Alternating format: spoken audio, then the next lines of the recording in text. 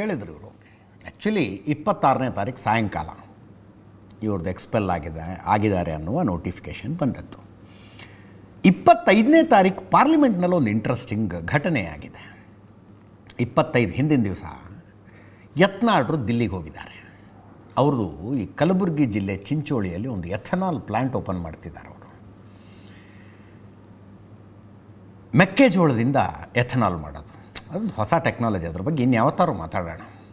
ನಮ್ಮ ರೈತರಿಗೆ ನಿಜವಾಗ್ಲೂ ಅಚ್ಚೇ ದಿನ ಬರೋದಕ್ಕೆ ನನಗನ್ಸೋದು ಅಚ್ಚೇ ದಿನ ಆರಂಭ ಆಗೋದು ಕಬ್ಬಿನಿಂದ ಮತ್ತು ಮೆಕ್ಕೆಜೋಳದಿಂದ ಎಥನಾಲ್ ತೆಗೆದು ಪೆಟ್ರೋಲಿಯಂ ಕಂಪನಿಗಳಿಗೆ ಮಾರೋದಕ್ಕೆ ಶುರು ಮಾಡಿದಾಗ ಅದರ ಆರಂಭ ಆಗಿದೆ. ಯತ್ನಾಳರು ಕೈ ಹಾಕಿದ್ದಾರೆ ಅದಕ್ಕೆ. ಚಿಂಚೋಳಿಯಲ್ಲಿ 7ನೇ ತಾರೀಕು ಫ್ಯಾಕ್ಟ್ರಿ ಉದ್ಘಾಟನೆ.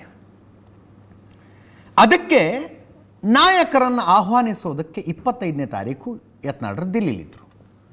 ಪಾರ್ಲಿಮೆಂಟಿಗೆ ಹೋಗಿದ್ದಾರೆ.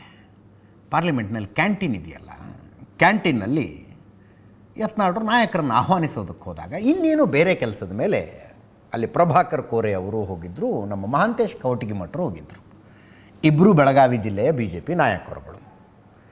ಕ್ಯಾಂಟೀನಿಗೆ ಹಿಂಗೆ ಹೋಗಿದ್ದಾರೆ, ಅವರು ಎದುರಿಗಿದ್ದಾರೆ, ಕೂತ್ಕೊಂಡು ಮಾತಾಡ್ತಿದ್ದಾರೆ. ಇವರು ಮಾತಾಡ್ತಿರುವಾಗ ಅಚಾನಕ್ಕಾಗಿ, ಅನ್ಎಕ್ಸ್ಪೆಕ್ಟೆಡ್ ಆಗಿ, ಅನ್ಅನೌನ್ಸ್ಡ್ ಆಗಿ, ಅದೇನಂದರೆ ಅಧಿಕೃತ ಕಾರ್ಯಕ್ರಮ ಅಂತಲ್ಲ,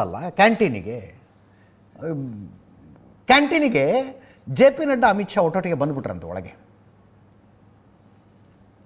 ಏನು ಹೊಸ ವಿಷಯ ಅಲ್ಲ, ಪಾರ್ಲಿಮೆಂಟು ನಡೀತಾ ಇದೆ, ಕ್ಯಾಂಟೀನಿಗೆ ಬಂದಿದ್ದಾರೆ ಅವರು.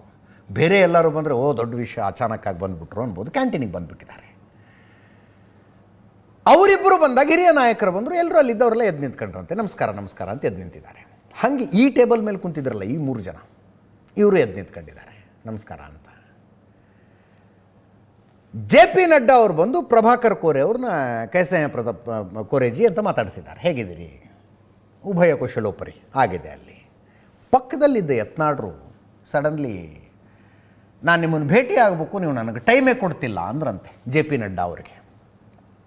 JP ನಡ್ಡಾ ಅವರು ಆ ಕಡೆ ಇದ್ದಂಥ ಅಮಿತ್ ಶಾ ಅವ್ರ ಕಡೆ ಕೈ ತೋರಿಸಿದ್ದಾರೆ.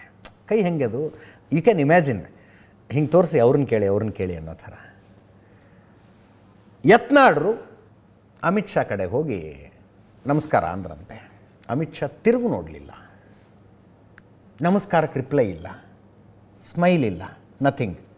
ಅಂದರೆ ನಿಮ್ಮನ್ನು ಭೇಟಿಯಾಗಬೇಕು, ನನಗೆ ಸಮಯ ಕೊಡಿ ಅಂತ ಯತ್ನಾಳರು ಅಮಿತ್ ಶಾ ಅವ್ರನ್ನ ಕೇಳುವ ಪ್ರಸಂಗನೇ ಬರಲಿಲ್ಲ.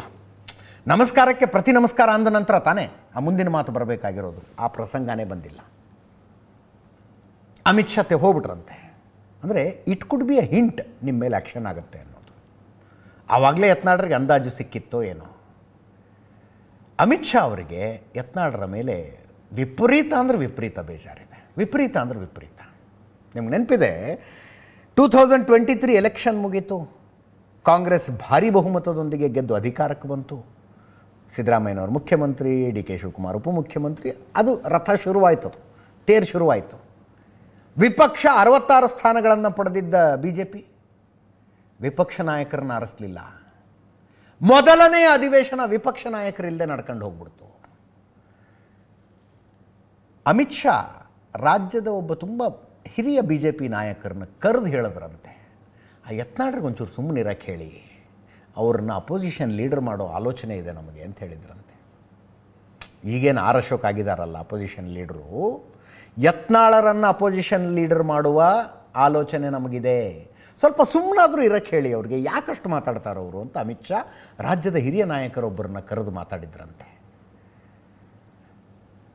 ಹಿರಿಯ ನಾಯಕರು ಯತ್ನಾಳರಿಗೆ ಅದನ್ನು ಕನ್ವೆ ಮಾಡಿದ್ದಾರೆ. ಅಮಿತ್ ಶಾ ಹಿಂಗೆ ಅಂದರು, ಸ್ವಲ್ಪ ಸುಮ್ಮನೆ ಇರ್ರಿ ಅಂತ. ಅದನ್ನು ಹೇಳಿದ 4 ದಿವಸಕ್ಕೆ ಇವ್ರು ಮತ್ತೆ ಶುರು ಆಗ್ಬಿಟ್ರು. ಅಪ್ಪ ಮಗ ಯಡಿಯೂರಪ್ಪ ವಿಜೇಂದ್ರ ಅಂತ ಶುರು ಮಾಡಿಬಿಟ್ರು.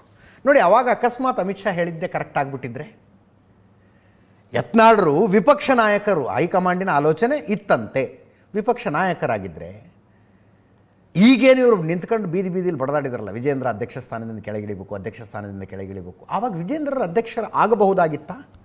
ಒಬ್ಬ ಲಿಂಗಾಯತರನ್ನು ವಿಪಕ್ಷ ಸ್ಥಾನಕ್ಕೆ ತಂದು, ವಿರೋಧ ಪಕ್ಷದ ನಾಯಕನ ಸ್ಥಾನಕ್ಕೆ ತಂದ ಮೇಲೆ ರಾಜ್ಯಾಧ್ಯಕ್ಷ ಸ್ಥಾನಕ್ಕೂ ಲಿಂಗಾಯತರನ್ನು ತರ್ತಿದ್ರ? ಅವಾಗೇನು ಲೆಕ್ಕಾಚಾರ ಆಗ್ತಿತ್ತೋ ಏನೋ. ನೋಡಿ, ಆ ಅವಕಾಶನೂ ಹಾಳಾಗಿದ್ದು ಹಿಂಗೆ, ಈಗಲೂ ಆಗಿದ್ದು ಹಿಂಗೆ.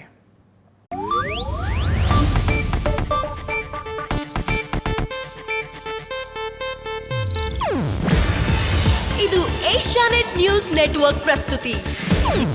ನೀವು ನೋಡ್ತಿದ್ದೀರಾ ಏಷ್ಯಾನೆಟ್ ಸುವರ್ಣ ನ್ಯೂಸ್.